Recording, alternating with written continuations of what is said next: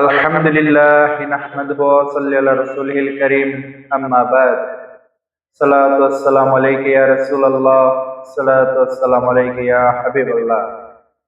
সুপ্রিয় শ্রোতা বন্ধু, আপনাদের সকলকে সালাম জানাচ্ছি, আসসালামু আলাইকুম।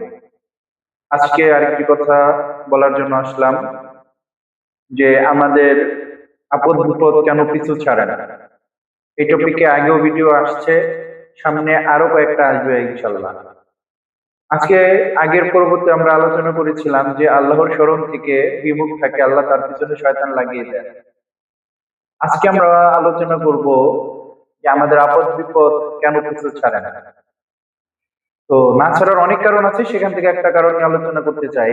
যেমন আমরা হারাম খাই, আমরা সুদ খাই, ঘুষ খাই, অপরেরটা মেরে খাই, মানুষকে ধোঁকা দিয়ে খাই, প্রতারণা করে খাই, কাউকে জবান দিয়ে জবান ঠিক রাখতে পারি না। যেভাবে হোক আমরা হারাম খাই, যার কারণে আমাদের দোয়া কবুল হয় না। হাদিসে আছে এক লোকমা মানে এক নলা খাবার যদি কারোর পেটে থাকে হারাম, 40 দিন তার দোয়া কবুল হয় না, ইবাদত কবুল হয় না। তো কোরআনে তো আরো কঠিন ভাষায় বলা আছে। তো আমাদের যে আপদ বিপদ দূর হয় না, কারণ হচ্ছে আমরা হারাম খাই, মানুষের কে আমরা ঠকাই, প্রতারণা করি। এই শাস্তি শুরু আমাদের আপদ বিপদ সরে না, কারণ আপনি যে কর্ম করবেন সেই ফলই আল্লাহ আপনাকে দিবেন। তো অতএব আমরা সর্বসময় চেষ্টা করব হালাল খাবার জন্য। যে হালাল খাবার খায় তার দোয়া কবুল হয়। সে যদি বিপদেও থাকে আল্লাহ তার দোয়ার বরকতে তার বিপদকে মুক্ত করে দেয়। তাহলে আমাদের দোয়া কেন কবুল হয় না, কেন আমাদের বিপদ দূর হয় না, কেন আমাদের অশান্তি দূর হয় না? কারণ আমরা হারামে জড়িত।